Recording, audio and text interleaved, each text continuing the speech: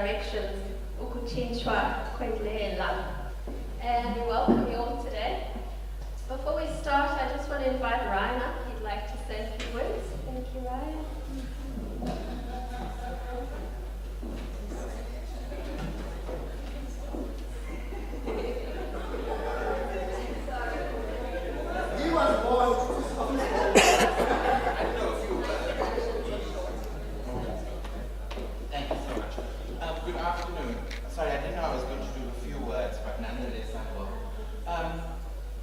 We are so excited at our university to be having you here. It's something to be able to read somebody's work, and then it's completely something else when that person's work you are reading is here. It is indeed a privilege. It's something that is also quite rare, but it's becoming less rare. So for those of us who are reading in this area, we are particularly elated. Maybe you'd come back and you'd give a class in the mainstream way. Who knows? So the reason why I'm speaking is not because I'm anybody, but in that we have these pieces of artwork that were created by our students, Mary's here, the second year class of students, and they're lino cuts. The thing is making it. They're lino cuts of the cityscape of Port Elizabeth. And there are 4 renditions of this, and it's happened just a few hundred meters down the road from here. So these are 4 prints. I'll show them now. They are a gift to you, Kopano, nice. Just to say thank you from all of us for inspiring us to work even more at our scholarship, to inspire us to become more engaged in real society, and for us to continue to aspire our students and the publics we engage in to become more, and for them to realize that they too can become more through the ways that they are. So thank you very much, and these are a token of our warmest appreciation. Oh, this is so nice.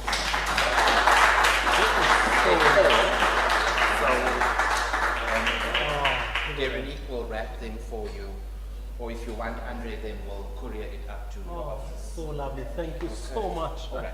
Thank you very much. Wow. Thank you very much, Ryan. Okay, so to begin the talk this afternoon, we have the Deputy Chairperson of the Student Psychology Society, Lutando, who's going to say a few words to introduce the speaker and the presentation we're about to have. Thank you, Lutando.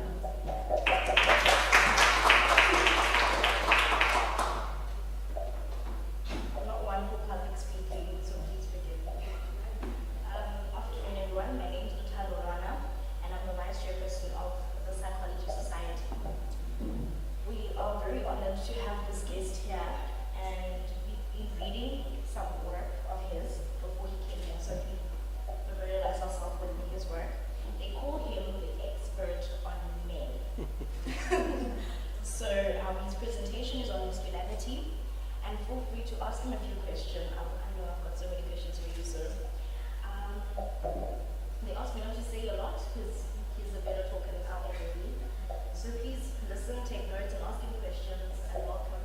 Please enjoy. There's wine, refreshments. Thank you.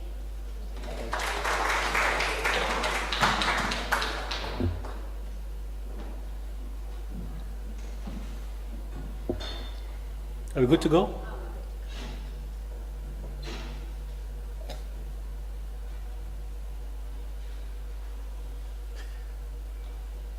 Will you look up, please? Because I have 2 questions. 2 questions.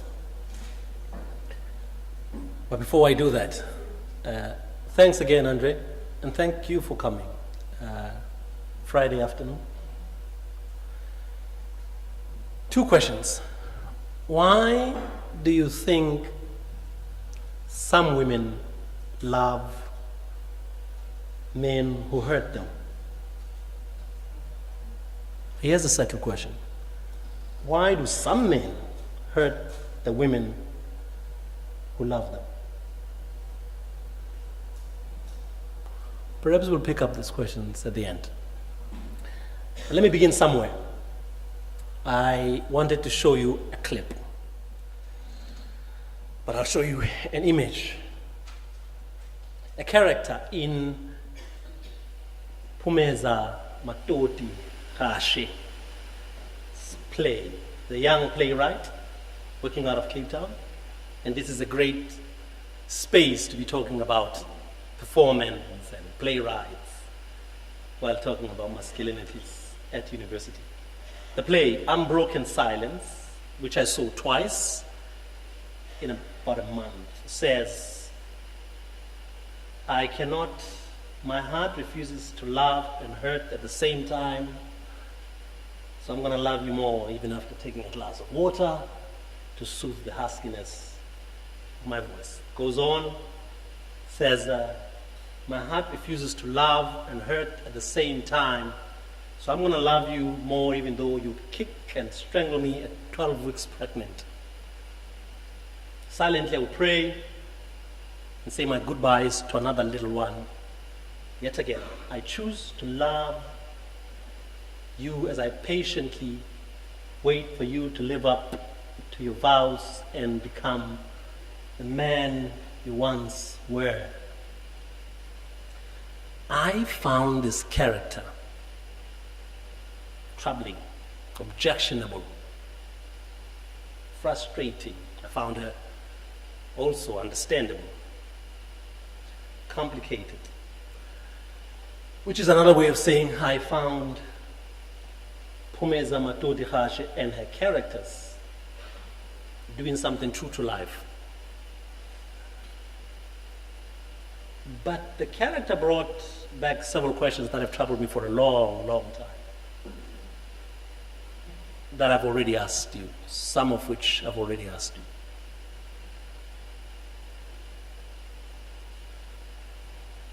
Why do women love men? When I asked this to a well-known academic, because I added the word black, I said, why do black women love black men? She was appalled. But as you will see, the question is really not to women. The question is to men. How do they make sense of their relationships with men? How do they calculate their chances of not being hurt by men? Because there must be some kind of calculation. And what sorts of relationships do women want with men?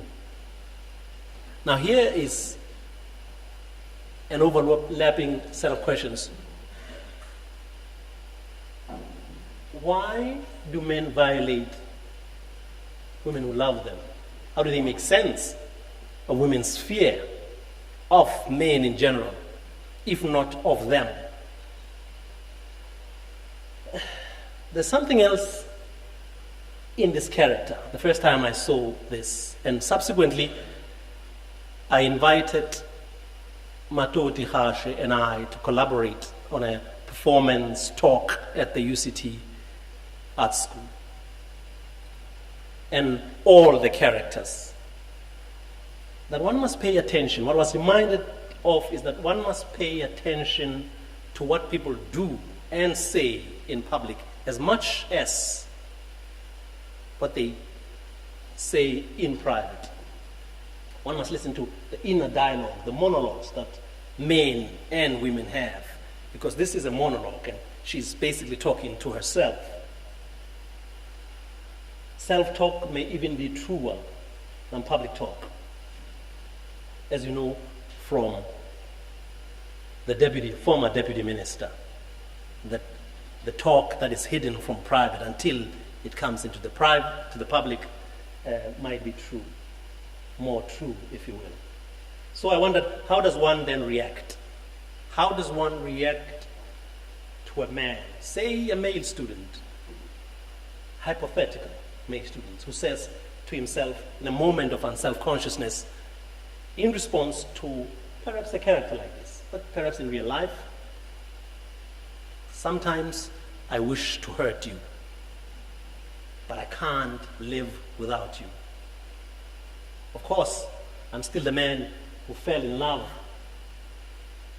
you fell in love with. I love you so much, but I sometimes have the desire to want to hurt you. Here's my first proposition to you. It may be controversial, but I have to say it. We need spaces at the university, in universities, where men, young men, can say such things out loud, rather than repressing them in the belief that men are good by nature. But, there is a but, right? There's a big but.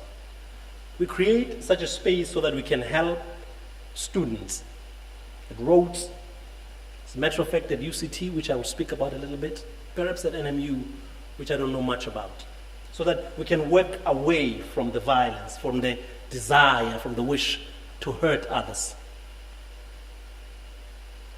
In my view,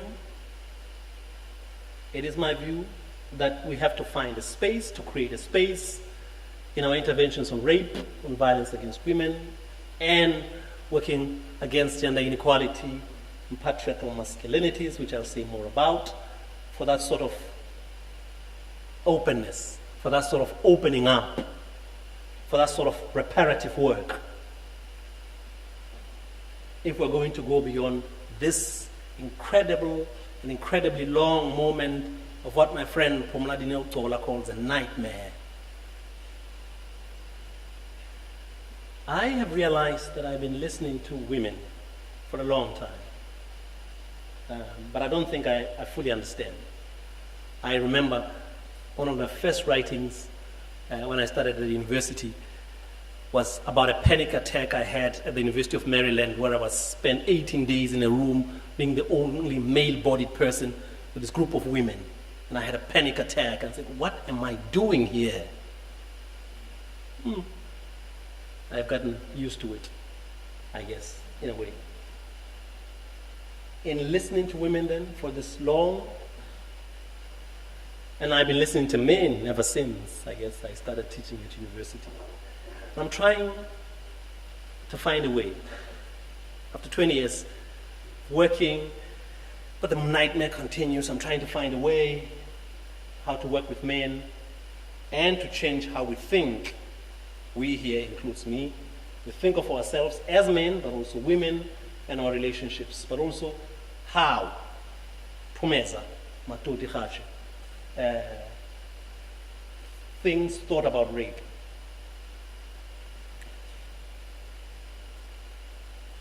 With the question I began with responses in the country that we have to that question, these questions and similar ones.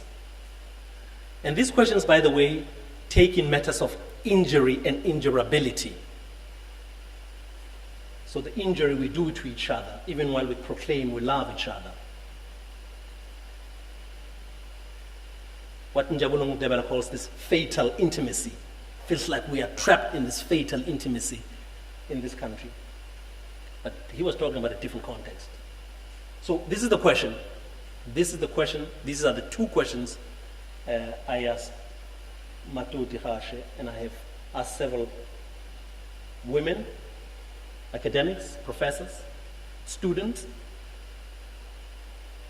and I will ask again, why do some women love men who hurt them? Why, to put it differently, why is there unfreedom in spaces working for freedom? Why is there violence where one might expect only affection, solidarity? Perhaps we must also be honest, brutally honest, and ask this other thing. Why do we expect only affection? Should we expect only affection in these relationships? Could some answers then be in listening to what many young men at universities do not want to articulate? Perhaps that, here's another controversial point, that some men, we men, enjoy dominating women,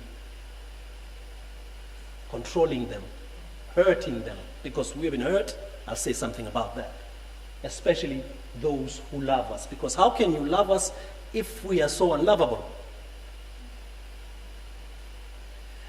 It's of course true that in spite of the propensity for reports to portray violent men in this country, in other countries, the Congo, for instance, data from the Congo, China, if you will, Bangladesh, some countries that I'm aware of, especially portray them with respect to rape as strangers. In this country, we tend to portray violent men as strangers, at least in the public discourse. Studies show that many women will experience violence from intimate partners. Many women, too many. A significant number, sometimes close to 40% and more, will experience violence from intimate partners and people they know. But also that too many women who are abused by their partners,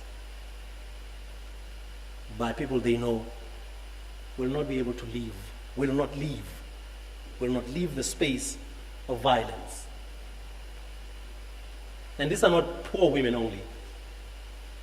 Think Tracy Gowen's new book. Think, is it Megan Hatting's book about being raped at Stellenbosch, but not recognizing it as rape until she's raped by a black man? I can go on and on about this.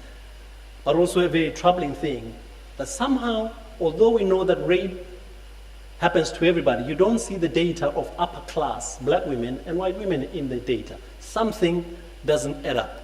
It means either they are not reporting in the public system, but also not going to public clinics, or indeed that white men are more non-violent. I don't buy that.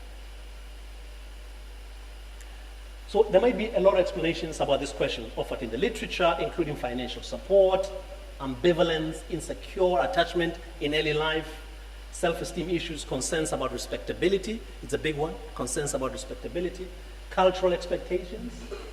This character speaks a lot about cultural expectations, psychological dependence, and the hope that the abuser will change. The abuser will change. That I'm waiting for you to become the man that I thought you were. Once again, it is not only poor women who do this. Well-educated, financially secure women find it difficult to name and leave abusive relationships. Gender scholars and feminists have been central then in the work of making violence a social problem than a private, individual problem. The hashtags #MeToo, for instance, men are trash in South Africa, time is up now, can be seen as iterations of this long-standing gender-critical and feminist efforts to give women voice, to refuse to remain quiet about men's violence, abuse, gender discrimination, sexual harassment. I'm saying a point here, says there's something good about the kind of discourse you hear in South Africa in the public. The women speaking up at Rhodes, at UCT, universities, 2 universities in particular, a long time at UWC and other universities. The killing at is it DUT? Was it a DUT? MUT, yes. So here's the thing. The work to conscientize young women at university in particular, not accept oppression and discrimination and sexual harassment remains absolutely necessary. We need more policy work, particularly about how young feminists have posed this at Rhodes, I remember. That there is just an untenability about the system where somebody can be reported to have raped but comes into the same class because the system cannot suspend them until due process has been gone through. There's something that needs to be thought about right there. And of course, how Sizwe Mabizela handled this. But this other question is equally significant, and one in which I believe we ought to be interested. The question about why do some young men at universities hurt those who they claim to love, the ones that they meet at the club, at the pub, at the residences. This other question is what I wish to spend the rest of the time I have with you. I'd like to go back then and tell you about a moment that occasion forcefully brought me back to these questions and other questions related to it. On a Sunday night actually, in March 2015, at the Zania House, what was Bremner at that moment for a brief period of time, it was called a Zania House. At UCT, a young woman tells the house that some nights prior, in the middle of the night outside the building, a male student hollered at her and said, to use her words, maybe her vagina should be occupied. They were occupying Bremner House. Now, learn later that Kagure Mugo had written a piece that rape had happened already at the Zania House, not just sexual harassment. But I'm going to confine myself to sexual harassment. The woman is part of the Rose Must Fall, the fallists. We've occupied the building which normally houses the VC, the Vice Chancellor, and other top officials. The occupation and renaming of a Zania House, for those who don't know, I'm sure most of you know about this, is to pressure the university to bring down the statue of the arch-colonialist Cecil John Rhodes, which had pride of place on upper campus. The woman speaks of how she was threatened with rape. She says she wasn't the only one who had experienced threats of sexual violence and sexual bullying.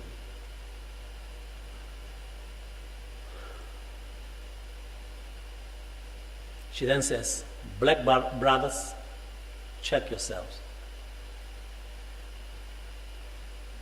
Now this is such a memorable phrase that I remembered it. I wrote it down, I remembered it. I kept it thinking, going over it the whole day. Monday, I didn't go to work. I'll tell you why. The phrase is intricate. It brings together intimacy, brothers, but also conveys confrontation. Check yourselves. The young woman says she cannot sleep any night longer at a Zania House. She feels unsafe in the very space meant to free black students, queer students.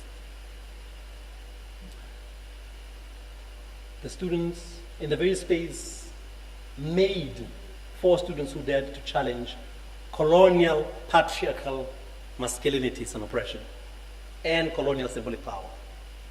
She leaves. I'm not going to talk a lot more about RMF, but I've gone back to this moment, as I said, that's Monday. From that Monday, I've gone back and used this moment where a woman speaks of fear of sexual harassment and violence and wishes to leave the joint struggles with those he calls brothers, and the struggles to decolonize universities. As a moment, I've used this as a moment to think why we have failed, why I think we have failed, and how we might be able to work differently with young men at universities, with men in general, but young men in particular, universities. I think it's a moment also people who are interested in gender justice and social justice more broadly.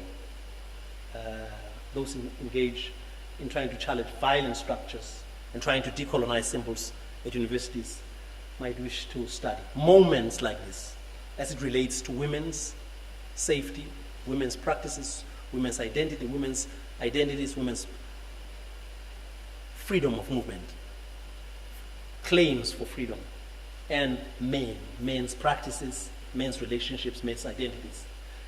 And it's this moment I wish to consider then, to employ how to engage men towards joining, which means being allies, but also in working through some of the violence or the desire for violence. As it turns out, I have learned one thing in a long time, that it's not easy to make men gender critical. It's not easy to make men pro-feminist, to understand what young, in particular in this country, black feminists are trying to do. You can try. I hope you succeed more. Now, this is ironically true for those men who may have experienced oppression. Now think about this, right? Because men have experienced patriarchal oppression, colonial and apartheid patriarchal oppression. Even these men can't seem to appreciate what feminist struggles are trying to do against patriarchy. And from this is what I learned. An experience of colonial patriarchal domination, an experience of being dominated by another man is not a sufficient condition to change one into a non-sexist decolonialist.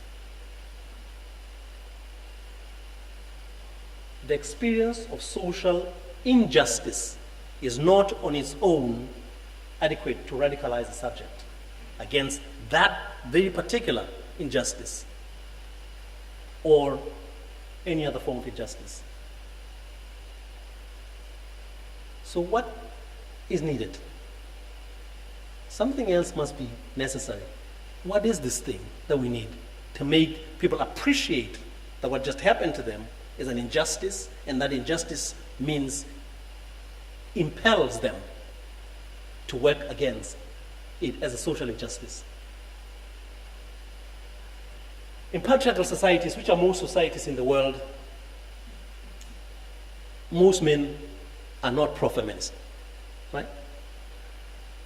And pro-feminist men, men who are gender critical, that means men who are critical about their own practices as men, are an anomaly. They are looked with suspicion.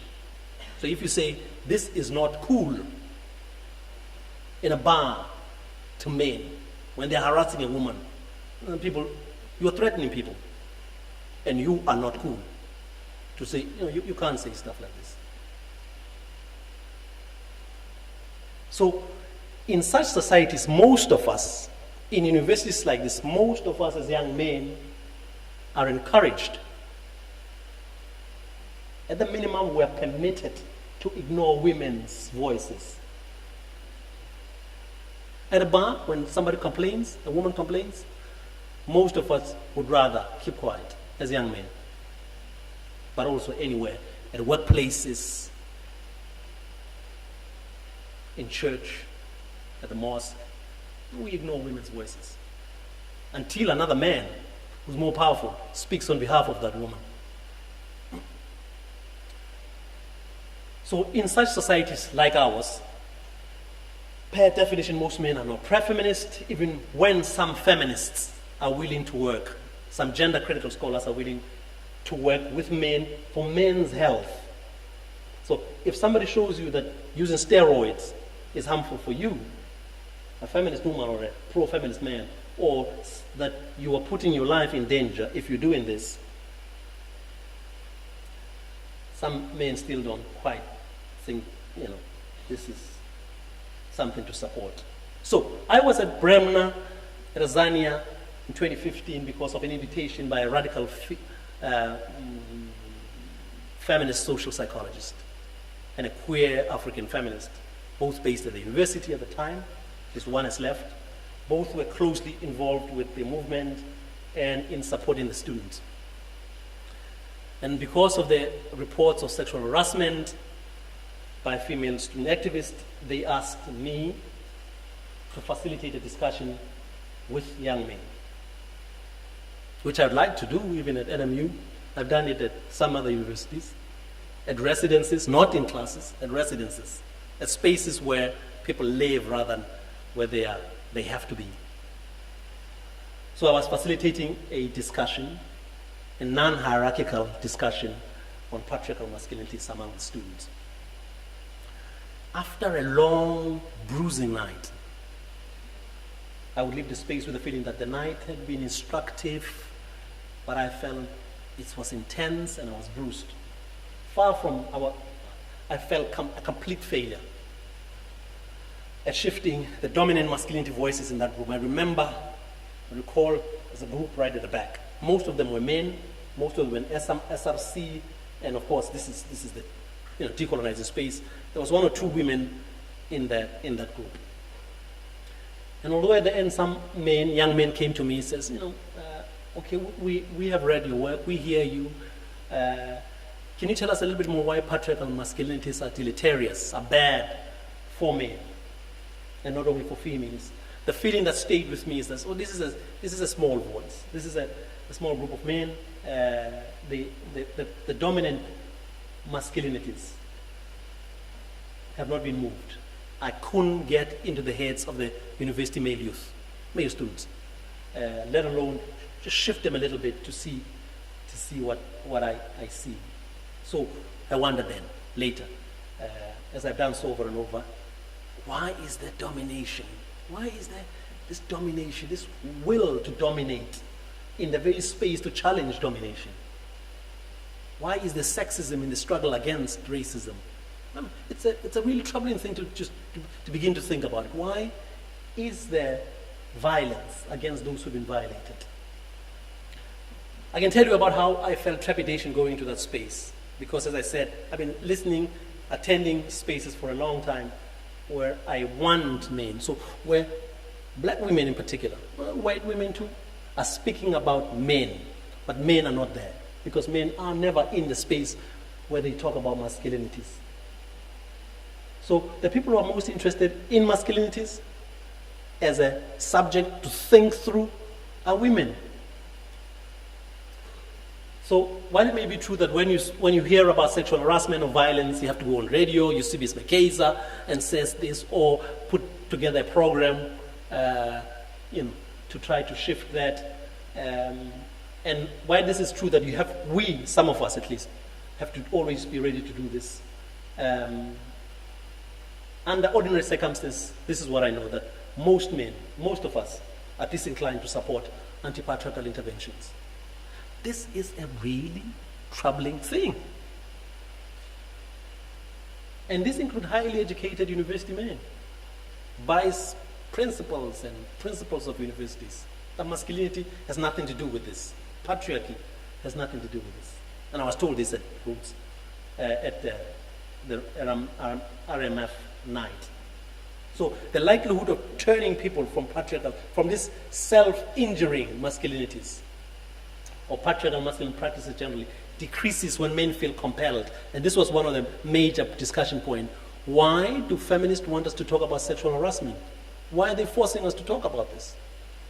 Well, because they feel unsafe. So I had agreed regardless to do this. Now, let me move on to saying this. The assumption that those who have been hurt, and I'm talking young black men in particular, that those who have been hurt are supposed to comprehend the effects of violence, how violence works, and that they should instinctively recoil from using violence, is probably what is still creating this sense of disappointment in me when I cannot help men to see what violence do. An example. In some of these things that I facilitated, in a group like this, a young man who said, well, my father used to hit me a lot, but he was just doing what he needs to do to set me right. Even when I start to show what is happening when your father uses harsh punishment, men don't refuse. Many men refuse to see this as violence.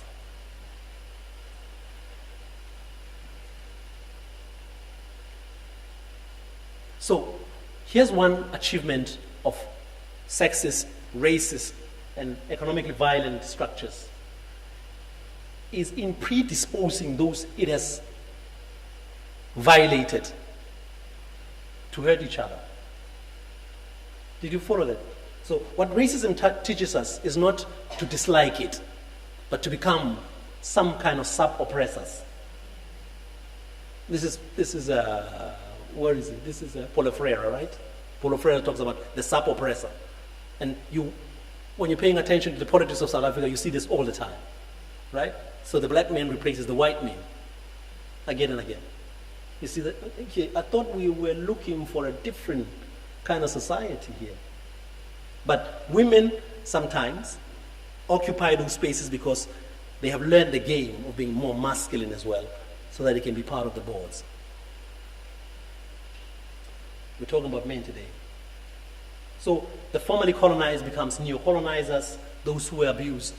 This is a finding in the gender and rape literature that you find again and again. One of the key things is people who have witnessed violence in their families, people who have been emotionally abused, sexually abused, or physically abused, have a higher likelihood to become abusers.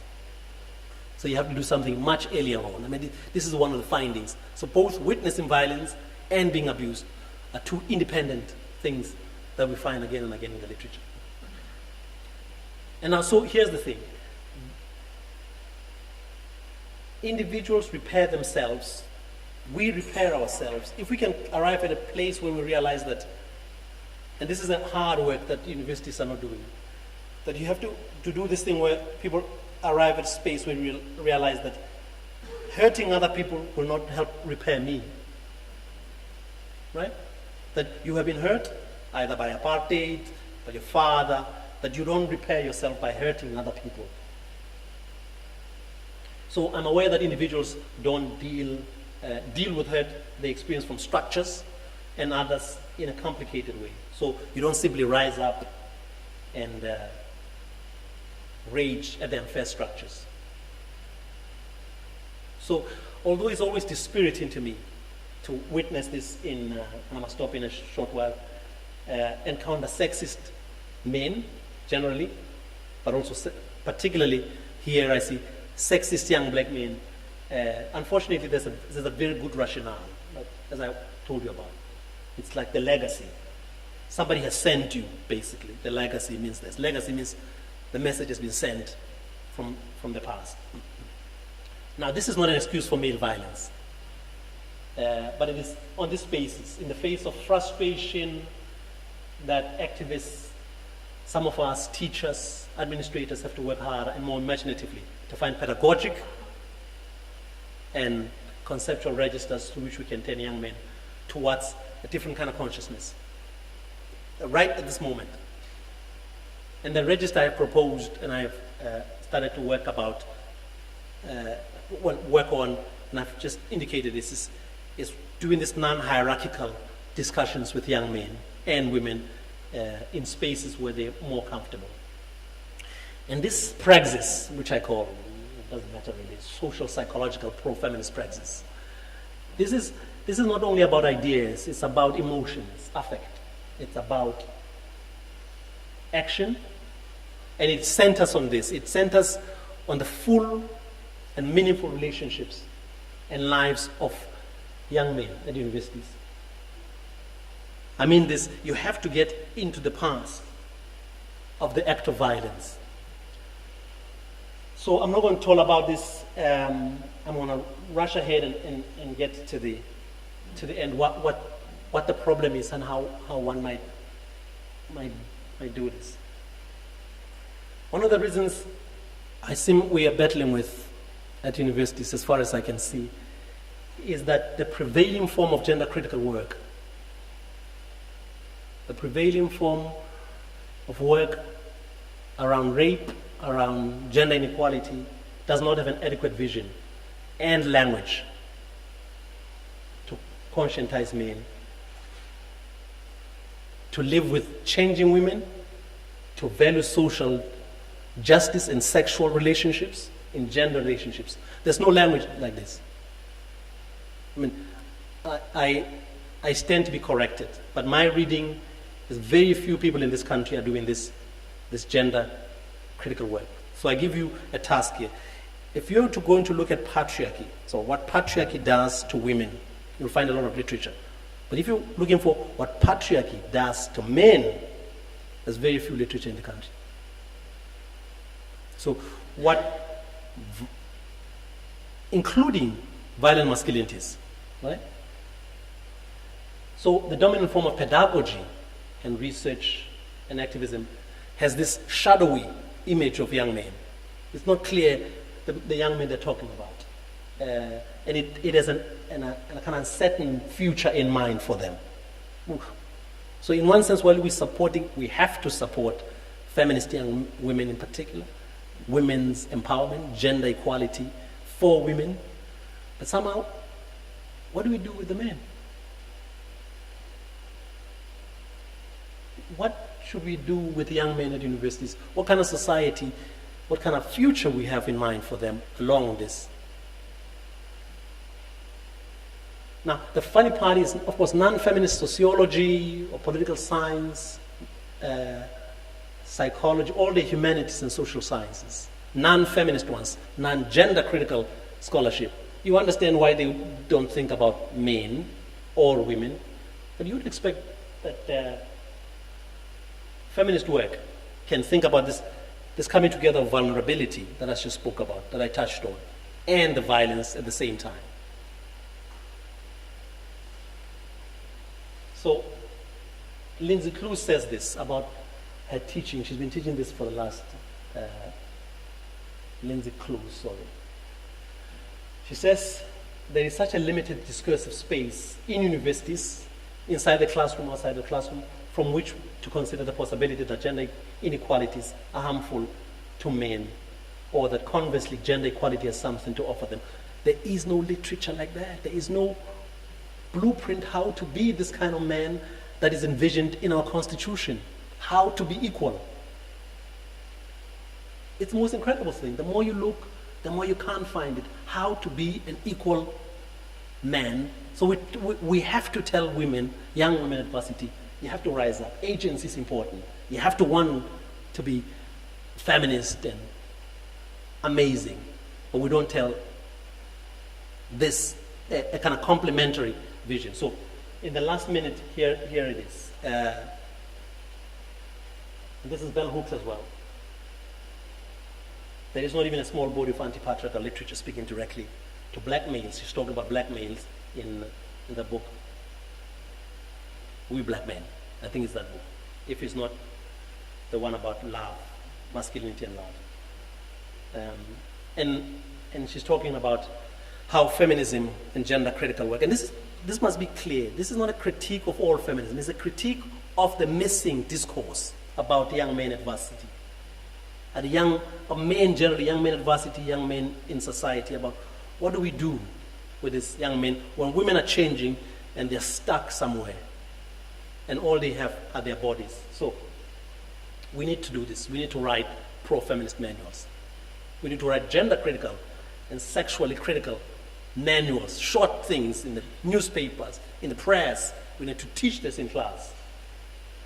We need to have manuals about what men do who were raped as boys. The numbers actually are not, there's some significance there, but the number of young boys who are raped in this country is quite high. I mean, it's really, really high.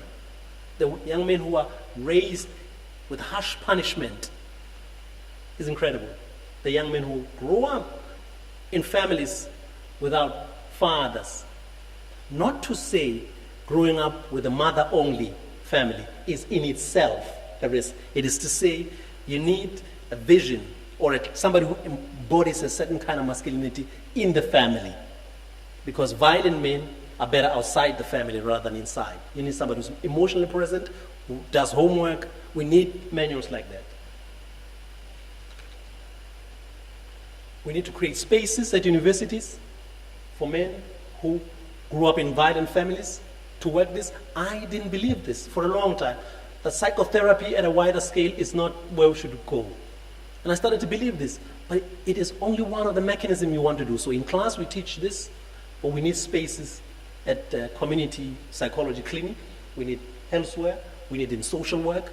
We need spaces which I have conducted where men come without a beer in hand and they just sit there. And they just sit there for an hour and a half, for a whole year.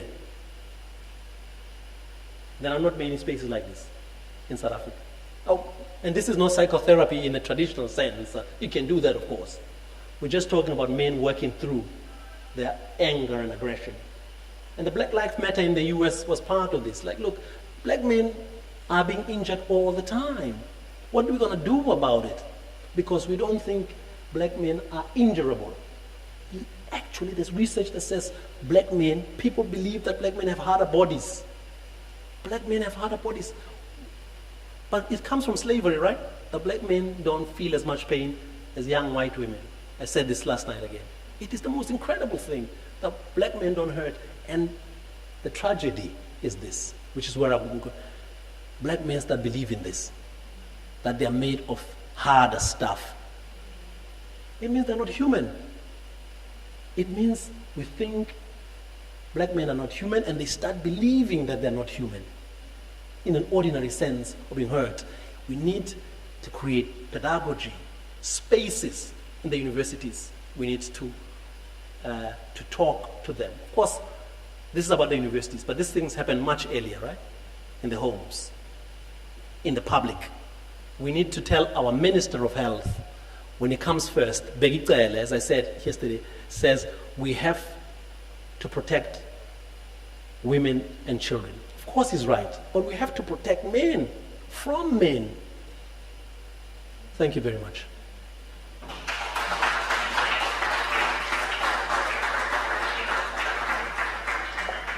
Thank you very much, Kopano. I think you've shifted a lot of our ideas and posed some very relevant questions. And so we open the floor now for questions and comments. And I just ask that if you could just introduce yourself before you pose your question to the floor so that we can all greet you. Any questions I'll take three and then we can open a discussion. Anybody for questions, comments? Yes, we got one there. Have we got another one? Okay, and over there, and thank you, number 3. Okay. Hi everyone, I'm Lutando. So you, in one of your writings, you said before that men see their bodies as their source of power. And yes, it comes from slavery because that's how they provided back in the day, because they had to work and lift things, and then that's where the sense of strength comes from. So now maybe we fail them after apartheid and slavery.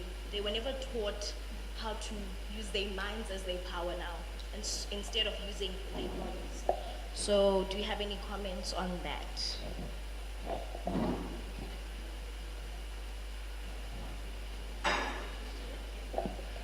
Hi, my name is Keith Dietrich. Actually, a very simple question. How much is it about men feeling that they can't live up to the stereotype of men, this type of masculinity that you're supposed to be, and maybe you really can't live up to it, so you have to find a way to live up to it. And quite honestly, I don't know if there is really such a thing as a masculinity. I think maybe it's a thing in our imagination, but I don't know about in reality. Yeah.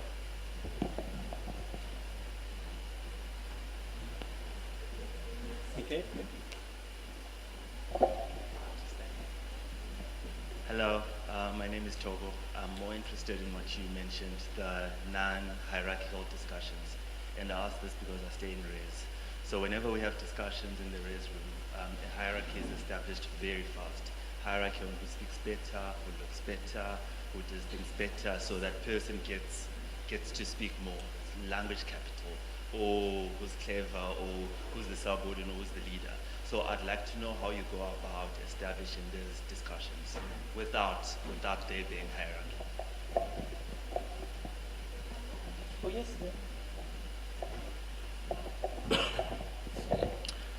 Pedro Mzile, Mandela University student. Where I come from, in Zwelitsha, we have a closer custom there called Goloka. And when you come back from initiation school, in the community you get to rise up the hierarchy of manhood to the top level, whereby you are called in the community Indoda. So you are one of the respected figures of the community. But and lately, you go through that custom these days whilst you are still in high school. Now, what happens is when you go to university, suddenly now I stop being Boot Pedro, Da Pedro, which is what you are being referred to in the community as your status. Now suddenly, a mere 17-year-old boy is referring to me as Pedro. So that status in a university disappears when you are in the university, and amongst ourselves, Kamal, we usually say we have now fallen from that hierarchy of manhood by virtue of having a student number. So what do you make of the higher education, these institutions, and what they do to how we are identified from the communities we come from as men in the hierarchy of masculinity and manhood as Xhosa people? Okay. Is it Lutando? Did you say Lutando? There are three things from which men derive masculinities. It's their bodies, it's technical ability, and it's tradition. Those three things all the time. Technical ability is actually the most dominant form of masculinity right now in the world, transnationally. By this I mean, people who start Facebook. That's a technical ability, right? And they rule the world. That they live in planes and hotels, 5-star hotels. That's the hegemonic masculinity currently in the world, at least according to the people who studied this sort of stuff. So that's the first thing. The second part is you are contrasting the use of bodies to the minds. But what I've just told you about, to use the mind doesn't mean you become less oppressive. You travel from South Africa to Thailand to have sex, with sex workers in Thailand.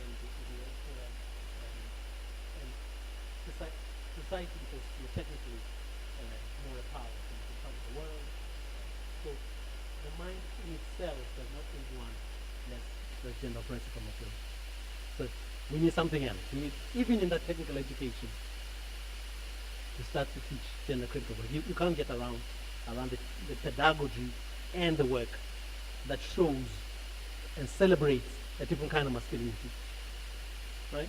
That's it. That you can't get around, because so your question also suggests that poorer men are more violent. It's not true. They are violent in different ways.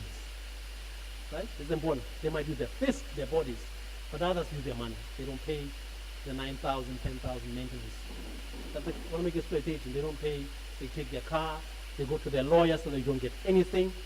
The point is about. The point again and again is about. There's a certain way men are encouraged to be. There are certain masculinity we're encouraged to be, and it starts from right at a home space.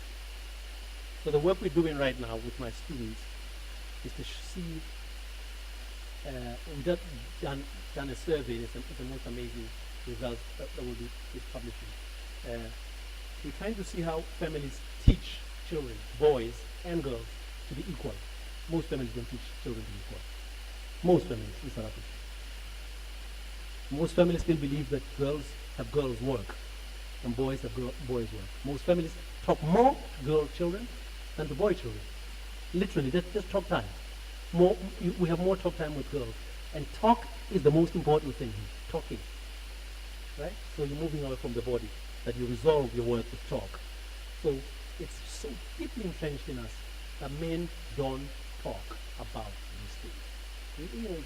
And so we do it again and again. Was that okay? Okay. Keith, yes. As a matter of fact, it's true. This thing about hegemonic masculinity is an ideology. It's a stereotype sitting somewhere that most men can't attain that. It's structured in that way. Right? That when we say people subscribe to hegemonic masculinity, we're not talking about a statistical representation. So only one man, Rambo, has that kind of, but most of us, I have my students here, most of us can't live those ways. Most of us can't run that fast, can't have that kind of money, and all the kinds of things that are hegemonic, the current hegemonic masculinity transnationally want us to be, is unattainable. And that frustrates people. But every day we watch television, we're fed with these images about how to be this kind of man.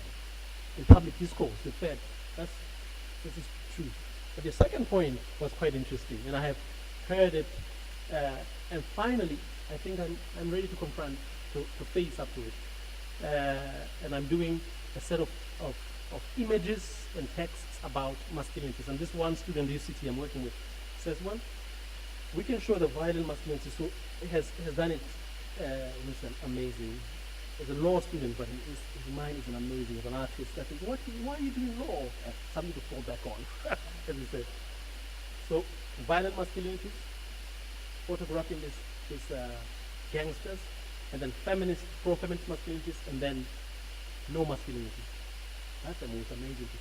So my confrontation with this, but somebody says, oh, hang on, is because I wasn't reading trans masculinities.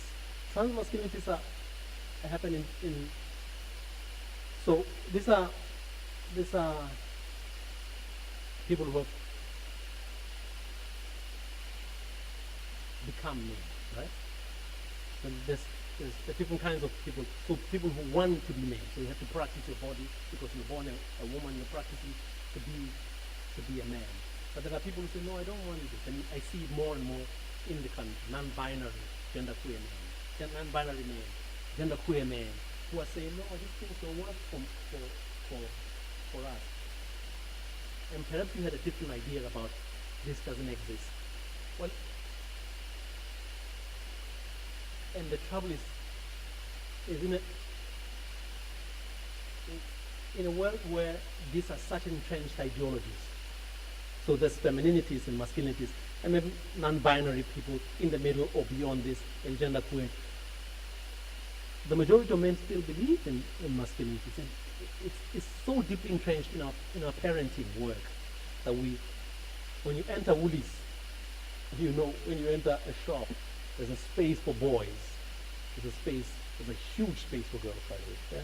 There's always more clothes for girls, more interesting clothes for girls. And boys have written stuff all the time. Written stuff, all of that. And so the world, gender and masculinities are embedded in how we think about the world. So what would you think about, instead of the masculinity, what would you put there? Yes. What could we put there?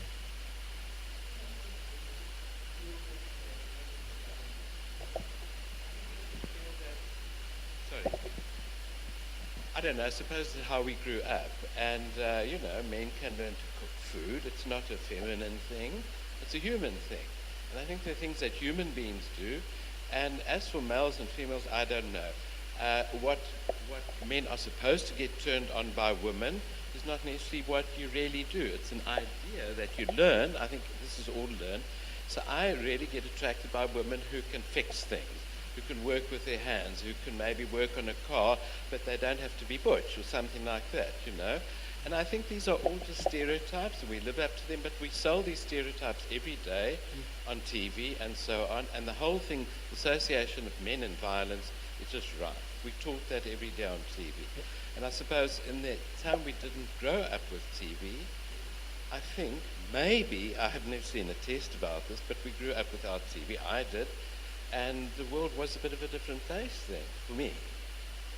So I can't believe all the stuff you see on TV. I can't believe half of it is actually a lie. Because encouraging this type of thing. So I don't know. Look, I can go on forever. Yes. But give somebody else a chance now. Well, thanks for that. But there's a number of things that I think I can hold on to. Of course, this idea about teaching men and young boys about time use and chores. Time use means who does what at home, right? That's teachable. That's teachable. And then what you're creating is a more capacious models of masculinity. So more that, you don't have to feel that it's women's work. I was talking earlier on with one of the lecturers about foundation phase. Men think foundation phase is women's work, right? Foundation phase teaching is women's work. Certain disciplines are more masculine. Engineering is more masculine. Art is more feminine and all of that. Although the great artists, most of them, have tended to be men. So we can teach that stuff, but the stuff, the harder stuff is precisely doing away with the dominant stereotypes. Doing away with masculinity. And this is a friend of mine who's probably one of the top 3-5 scholars, thinkers on masculinity. Jeff Hearn has been saying this for a while. We have to do away with the category of men. I never quite grasped what he was saying. More and more I know what I'm saying, but that's where I'm going to stop with that. Togo, you talk. Non-hierarchical discussion. Yes, I mean, the great thing is about this is as I said, is not therapy, but you could call it therapeutic, a reparative work. What I tend to do when I get into the space is, of course, let's agree on something. Yeah? Let's agree. So I work out, for the first hour. Let's work out what we're going to do here, right? You don't completely do away with people, SRC members in particular, but also people with voices who want to dominate the space. But you need a stronger, a stronger voice to say, not a stronger voice, but someone who facilitates, strong facilitator to say, no, hang on. You're getting off topic right there. And some of the stories have been amazing. So the moment people start telling stories, I think you're on your way. You start telling stories about niggly bits. Niggly bits like, so I press that we tell stories. Make it practical. And then you can see that it's not a topic of speech. It's not a keynote about it. Telling stories about, I was at a bar last week. This is what happened. When I'm home with and I must say really quickly, the most fascinating thing is if I separate the groups, where I've managed to separate the groups, but it's not necessary, that the women tell different stories about masculinity and femininity. They tell about at university, for instance, about being single mothers. They tell stories about home. At home, this is what happens. The men tend to confine to a smaller, more confined space about what happened in universities. And that is instructive what just happened right there. It might be because young women have thought about more about what masculinity does to them, but also how they are meant to restrict themselves. I'm at home, I'm in my pajamas, my uncle is about to come home, my mother says, go put on decent clothes. So it starts at home. They start to see how it starts from home, right? Men tell me about the bar. This is what happened at the bar, and how do I handle it? That I go you were saying, learn to walk away, learn the pause button, I call it. I talked to this woman. This was at the RU reference list, right? The list. I go there and I talk, and then I walk away. Next day, the young woman tell me that you give up too easily. So we gotta solve this out. We have to solve. So sexual consent work is really important, right?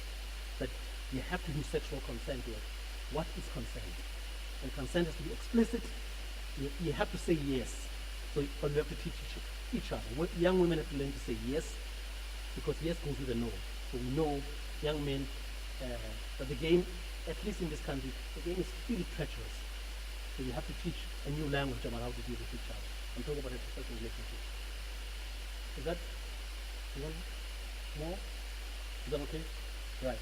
That stories, setting out the ground rules, and then you hear, you're listening to different kinds of things and trying to bring it together. Third group, your point is something quite interesting here, and I've dealt with it quite again with third group Moses and Sakumzi Fekan about it. I'm afraid you are in trouble. So Emat Hossein, Unwanukum is what makes you a man, right? But we live in a multicultural society, so there's a challenge right there. And you can't solve it unless we have a toss-up university. It's supposed to be fought there. It was not a toss-up university right from the beginning. Well, it was supposed to be in one sense, but the Mugabe's came, the Mandela's came. It was for black people all over. But this in a country, in a multicultural society, multiracial, multicultural society, Xhosa masculinity, Xhosa ideas about masculinity are not the dominant masculinity. And this is what I've been writing about. Because, when people say tradition is the problem, or culture. When people say this, actually it's not true. Maybe I'm saying this is the dominant form of masculinity. But in South Africa, it is actually non-dominant at all. In South Africa, it's the technical expertise it's the professor who has more, it's the person with the money, it's the person who drinks cognac and all of that. The man who wears a suit, not the beads by Johnny Brenner, no. That is not the dominant form of masculinity. So you have to start to think about how do I handle this? And you handle it internally, right? But also, you have to think about, about how the university, because this thing, did you say uwile? You're fallen basically. It's gonna happen again and again. And so you and I don't know the university how one handles it, but I can't see the possibilities of that in the current dispensation. I can't see it. I've been thinking about it hard. At the same time, this is really important for me. Tradition is a resource. Tradition is a resource all around the world. Tradition is a resource, particularly for men who have capital. Global capitalism, neoliberal capitalism comes down on them. So all poor countries in the world revert to tradition and culture precisely because we are supposed to be a homogeneous culture around the world, but we are not. And so they revert back. And so this resource that can be tapped in, you have to think hard about how one taps into it. Otherwise, you do what I was talking about yesterday, alienation. You have to find a way to hold this thing together. And in one sense, poor people, black people around the world, the first people have always suffered from the technical kinds of masculinity.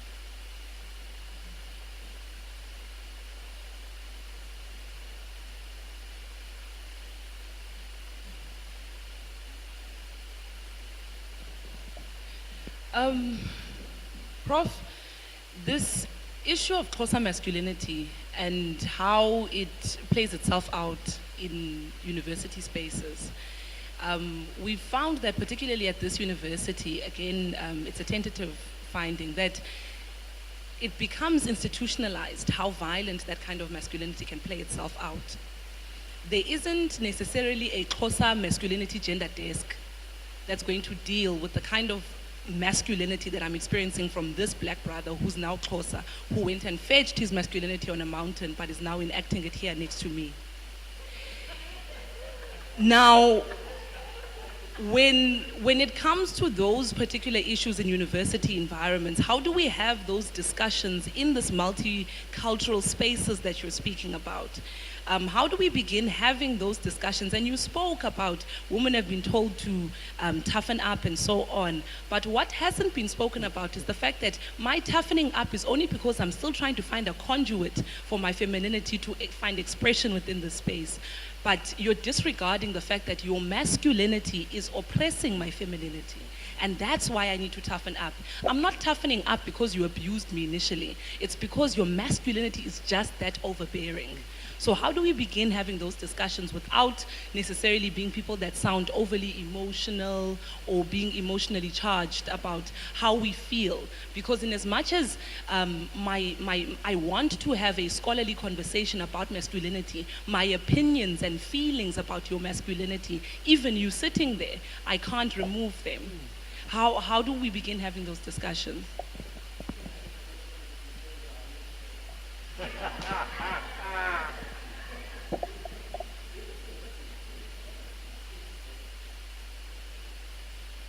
Thank you so much for a very stimulating talk. I'm from music, my name is Glenn, and I'd like to take the conversation perhaps back to the point which you made at the beginning about why do men hurt others, women and men, and I'd like to see what your thoughts are perhaps on the topic of speaking about pleasure. So in music, when I work with my students, I often tell my students, there in the music I find my reflection, that music becomes my mirror. And as I was listening to your talk, it made me rethink masculinity in the sense that I started thinking about some men saying, there in the masculinity I find my reflection, that it reveals itself to them through their performance of what they've been taught. Coming back to what the gentleman over there said, you are performing what you've been taught. So when I speak about pleasure, people take a sense of pleasure out of knowing that's who I am. Coming back to what the colleague over there mentioned about the fact that he finds that he gets a sense of, rather than sexual pleasure, but a social pleasure out of his community, who says to him, we validate your manhood. And that what is it that men take pleasure out of socially and sexually in terms of hurting, because they actually perhaps enjoy it, but it reveals to themselves that, as some of our colleagues were pointing out, yes, I am a man, and it's pleasurable to know that.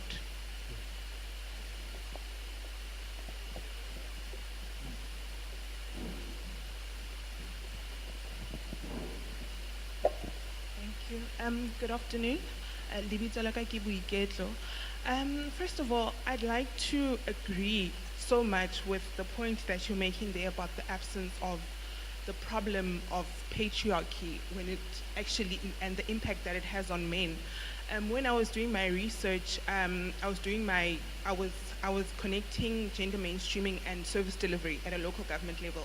And one of the challenges that I had was getting like people to understand, or putting a point across the point that being when government, and essentially local government, does not see gender and the implications of the challenges in the local areas, when they don't see it, they actually deliver inefficient services, because they don't understand that when you do not focus and assess the impact that social challenges have on women and society as large, you actually do not understand what you're supposed to do and how you're supposed to go about it. And even the people that I interviewed, the men, they couldn't understand when I was saying, you're not only serving an injustice to the woman, but to society at large when you don't understand the challenges that exist, because they just focus on, okay, we must have a program on Women's Day, we must do this, we must do that, oh, gender empowerment, whatever, but they don't understand that it's actually a sustainable development issue. And then what I wanted to speak about was, sorry, when you spoke about the gender, non-binary, the trans issues and all of that stuff, when it comes to masculinity, especially when you consider that I can say it's learned or it imparted on men from an early age, what happens, something that I've noticed, and it's become like a common discussion in public spaces, that when you look at trans people, men who have people who have transitioned from so-called women to men, they are more, if I can say, easier to deal with, sorry for lack of a better vocabulary, in society. But when it comes to men who have become women, they tend to have an element of violence and toxic masculinity as well, because I recall there's a woman, a friend of mine, she's not very well versed in trans politics. So when, like for example, the Chimamanda issue where she said trans woman or trans woman and women are women. So they have an issue with that so much that there was a time when she spoke about that, and one of the so-called trans women said that this, a derogatory term for a woman, needs to be choked and strangled because she's violent, you know? And some of them came and they supported that. And she was saying, look, it's your masculinity coming out at me. You say you're a woman, but you promise to choke me when I disagree with you. And it causes a concern when you talk about spaces like gender-neutral bathrooms. Honestly, I would be afraid to go into that because of those things that you see. What if the person refines their toxic masculinity at some point and you find yourself not safe in a so-called intimate space? I mean, it's things that we need to contend with if you're going to move forward and talk about a gender-neutral society, when the people who are still displaying some toxic tendencies, like how do you address them? How do we move forward when we still have these issues in society? I have one more over there. Okay.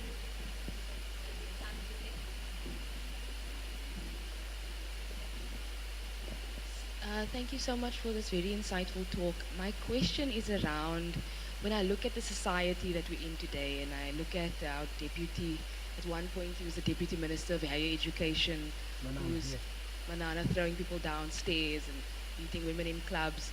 And it's, you know, this level of violence is escalating from on the ground right up to, you know, these higher echelons of society that are meant to really be leading us in many ways within our thinking.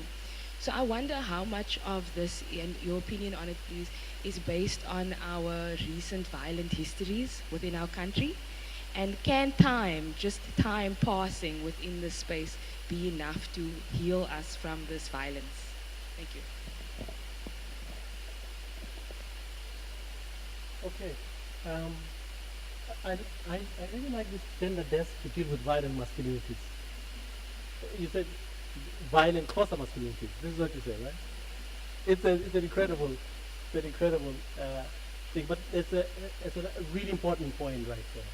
That the gender desks at universities or the gender equity unit have to have the capacity to deal with masculinities specifically, not conflate gender with women.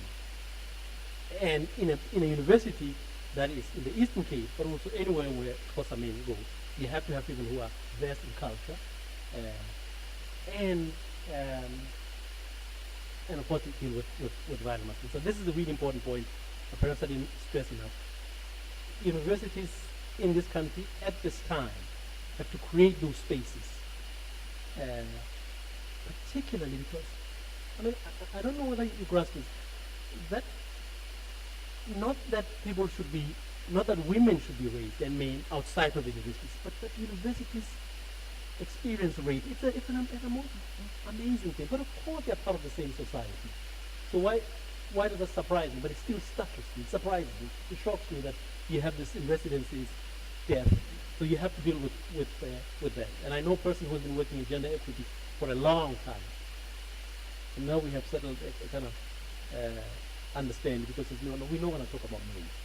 We're not going to be talking about men for a long time. But now I think we have settled that actually we need to deal with violent masculinities as violent masculinities. How do we have these discussions about masculinities? I hope let me know what about the oppressive masculinity. Indeed, this is quite the dominance, the domineering, the domination of men in space, men's voices and masculinities. How do we have these discussions? How do we have these discussions at VETS? You can remember where the president, the SRC president, was trying to speak. He basically shut down, right? Shut up, sit down, basically. A few years back, though she was the SRC president, because people said, we don't want to hear feminists and women like that. This is hard work, and I don't think it should be put on women to do that work. I think, and I have to be clear, first of all, indeed there's work we need to do with men, with young men and things, but also, I keep on saying young men because of course this talk is also about older men, right? Because they are entrenched, even if they are benevolent patriarchs. Mandela, sort of wonderful patriarch, in the African National Congress, in the EFF, the men's voices carry more weight because of the structure of society. How? You're asking how to have these discussions about masculinity. Well, I know that we have to have them, and that some of us are having them in the classes, in residencies, in the public sphere about what to do, how to work, where. And I've given an example about having done this for 2 years, just sitting with a group of men, just sitting with them and talking about fatherhood, being fathers, being boyfriends and partners. But this is a small work. And you need this at a much bigger scale. You need it in churches, as again, this is in mosques. But I'd like to hear how you think. And by the way, I didn't say toughen up. Did I say toughen up? I said you have to. Yes, strong. I said that. I meant feminist in a sense. I was meaning strong as a feminist. You have to teach feminism to women, of course. You have to make young women feminist agency and all of that. But I'd like to have it. Once again, like last night, I'm not satisfied with the answer I gave you, because it feels like even if you do this small work, and I can name, I know, you have a register of NGOs and of advocacy programs, of teaching, of people who are working on men in public space that are here. That's why I'm missing out the others. And so Gender Justice, Masimanyani, some work by Mosaic, and you can name them. The One Brother campaign, this one-day summits that they do, men's summit on social development. You can name them, but a sustained intervention that puts money to the universities, even if universities it doesn't exist, so you need some of them. But I saw you wanted to say something.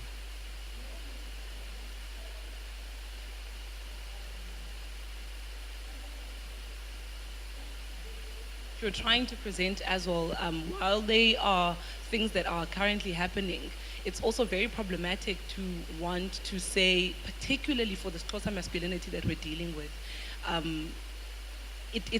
if we're trying to reimagine what Xhosa masculinity can try and be like, how do we do that when its initial inception and its creation is hidden from us?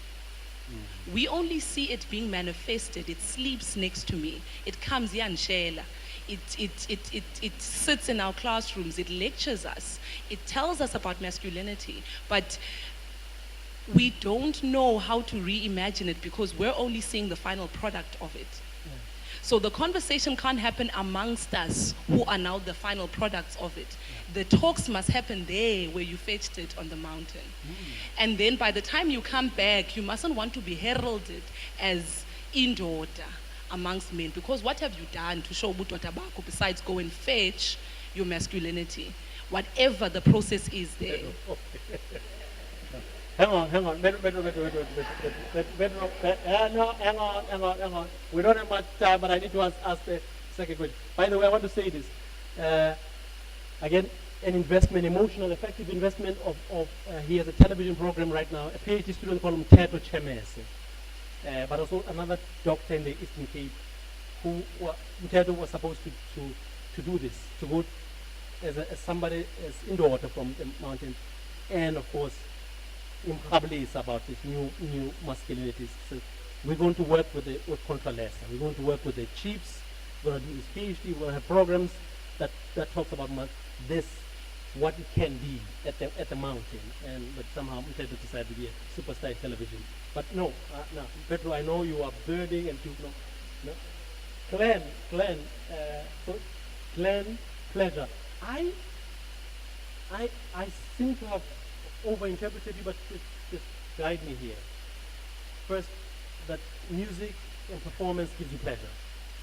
Yes, okay, that's what you said. And that the same thing, that people who enjoy violence are performing violence and they enjoy that. So shift back to where the music gives you pleasure rather than this violence. That's what you said. I love that. I love the point. I love the point. I am in Finland at a conference, and I said, okay, let me go to this one thing that I wouldn't go otherwise, right? It's a dance teacher telling us about, I'm a dance teacher, I've done this research. What we do, my son does ballet. By the way, used to do ballet, but now times clash, and I had to persuade him to look. Ballet is good for soccer players, right? It's really, really good.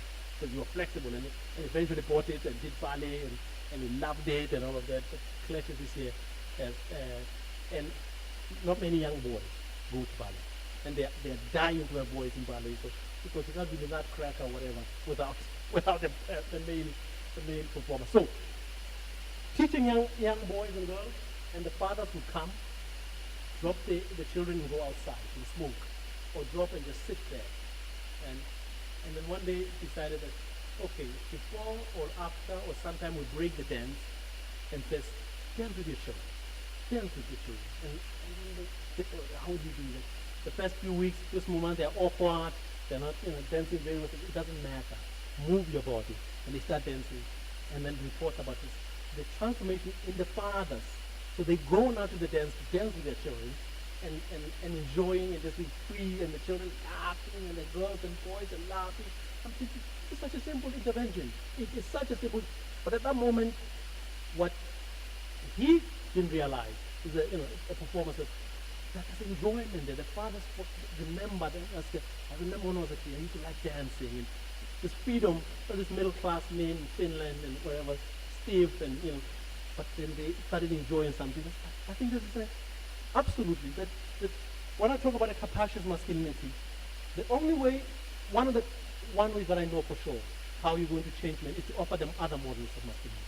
And this is another model where you find pleasure in using the body for other things. And that's it. That's one version of pleasure and trying not just to use your body for injuring others. So is that all right? Yes, thanks. Yes, absolutely. Local government doesn't see gender. Yes, and they do this little program. I'll tell you a story about Parliament. which some of us might go. So I don't know whether it's on record. Parliament a few years back had a Women's Day program where they gave women aprons. Oh man. A Women's Day program where you give women aprons in Parliament and run by women. Women, and then the funny thing is that women loved it. They love the aprons and the tongs, the frying tongs. Thinking, okay, there's a little problem right there. Of course, people can enjoy this, but this is not supposed. What Women's Day is supposed to do is not what, and they gave a makeup thing. And I think maybe somebody should have advised the people, the chair, and the people who are doing this. And we can discuss this about it. But when people think of both Women's Day, historically, even today, and think about gender, if they do think about it, they think about women, but also how. So the gender budget by Debbie Butler in South Africa was about that, right? You have to budget for gender. You have to think of spaces where women are free, right? You have to think freedom. You have to think agency. You have to think women's well-being. To create the spaces at universities, you have to think about men, the spaces that create this pleasure, this other pleasure, the spaces where men talk, where men sit and I've seen the possibilities, by the way, at MU today. I think these are beautiful spaces, you know. So you create a gender space and then you sip it in right there about gender freedom, about a certain, if you will, utopia about gender. But local governments don't have that capacity, I'm afraid. If national parliament doesn't have, you need, oh, it's going to be a long time, which brings me to about time. Sometimes I believe in time. I think South Africa is one of those countries, because I used to look at the data from Libya for a long time, and me and a colleague called Shanaz Safla started to write about it, about why Libya doesn't have, why violence in Libya. And Japan is my next thing. I've been reading about Japan quite a lot. Why does Libya not show gender violence? There's just something that doesn't add up here. And of course, Libya collapsed. We wrote about it, but it's precisely because I used to think in a half-mockingly that the people who feel the data was Muammar Gaddafi, sitting in a tent, filling in the data, because it just doesn't enough. What doesn't have that is this.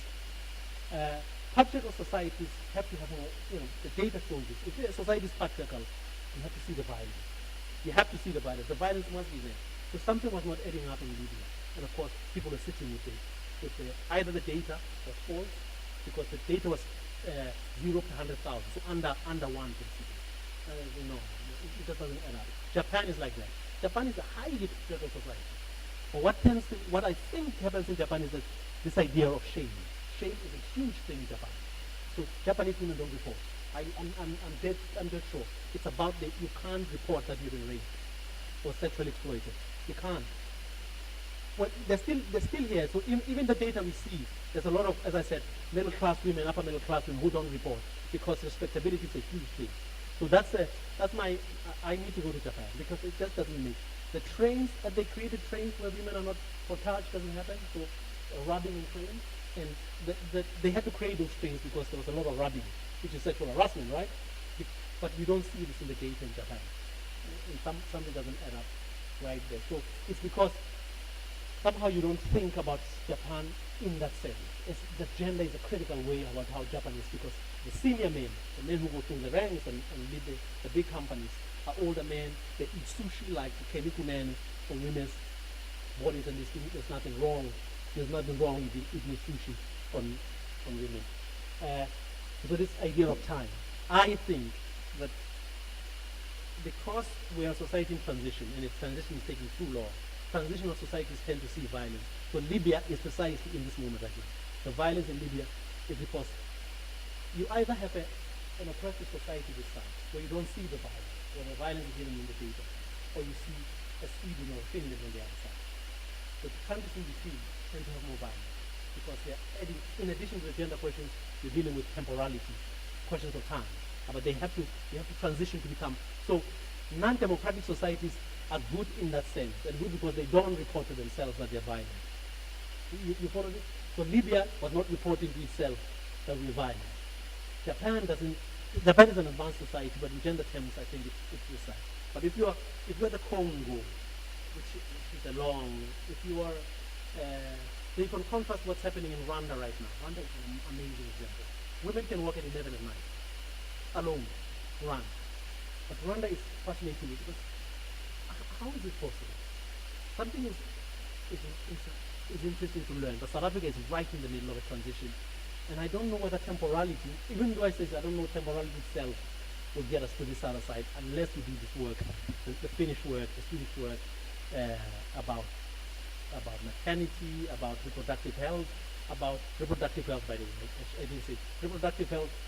We're also a transitional society in reproductive health terms. So the number of fertility is coming down in South Africa, right? But you still have some groups of women having a higher number of children. So until you have a widespread about termination of pregnancy, reproductive health, all of this being accessible to women, all women, so until you get to that point, which would mean children who would have been born without fathers, without biological fathers in their home, are not born.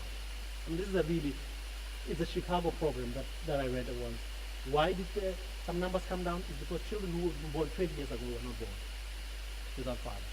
It's a really harsh thing, but what it means is women have more reproductive health control over their bodies. So they can use this, they can access it, they can use not just condoms, they can use termination of pregnancy when they want it, if they want it, and you have to do this work before you get to the other side. Okay, thank you very much.